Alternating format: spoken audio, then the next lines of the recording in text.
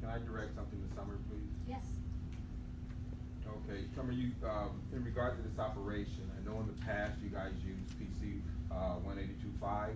Are you guys gonna be using that also as a tool in this operation? This operation did not have the use of that tool. It was focused on the North County area, especially where we've seen such a rise, a little bit of a rise in the violence in that area. So it was an operation that was focused on everything, but that was a little bit of a trigger effect, and 182.5 has not been charged in those cases. Question, in the future, Yes. is you guys gonna be using that as a tool also? You know, you have a good question, but I think the a good faith answer would be that this is an expanded conspiracy tool, so we would need to use it very rarely, and with the judge clarifying the narrower scope of it, it would be used in the narrower way that the judge described it, because I have a lot of respect, like I've said before, for the judge who made the decisions. I can't, because it is a law that's on the books and has not been declared unconstitutional, so I can't predict that there would never be a case that isn't one that would use a tool that's on the books. But I would say that we would look at it very carefully, and that we would take in the judge's decision, and it would be a rare occasion. And also Excuse the, me, on the majority of the list that you have here, they're more Hispanic, probably the Hispanic gang members and all that. How important is to establish a relationship between the families of those gang members in programs that we can participate, let them know that they can use in order to avoid that their kids go to the gangs in this case, in that situation? Good question, Carlos. I tell you that that's one of the things that most chiefs in this county are gonna work as a prevention, intervention, and enforcement. You can't do it with just one part of that stool, if you will. In Escondido, we have a family intervention where we actually get the younger youth that are getting indoctrinated into the gangs, and we get them introduced to better decision making, try to get them out of that track, if you will. If there is somebody that's in the gangs, we will work with the families to educate the mom or the dad, whoever's in the family, about what their children are getting into, to see if we can get their help to get them out. So we can't just enforce our way out of this. It's gonna take that intervention and prevention as well, and we really do embrace that. so, Any number that we can, they can call or get help?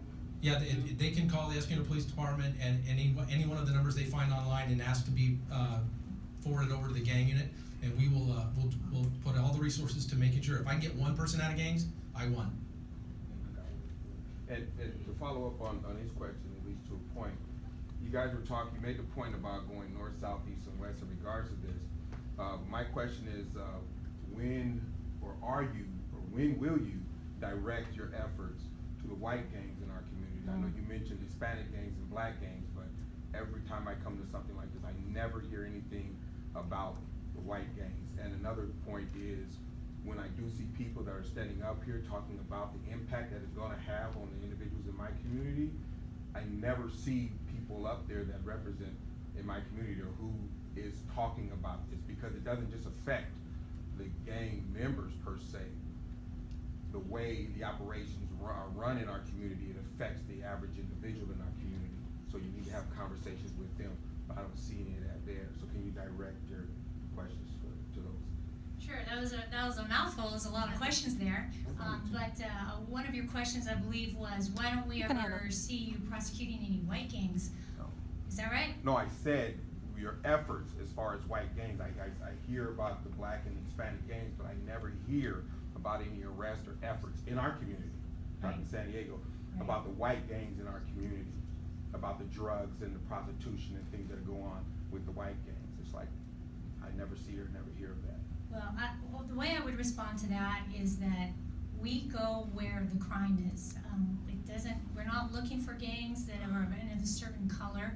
I can tell you that this office in my time has investigated white gangs, in particular outlaw motorcycle gangs, had a number of prosecutions against, say, Hell's Angels, involved in drug trafficking and violent crimes. But wherever the crime is, that's what we will be investigating. question? The second question was in regards to, well, actually, I got it, in regards to, I didn't ask that question, I don't actually remember that, but the next one would be then, regarding, are you guys using gang documentation to determine which individuals are gang members?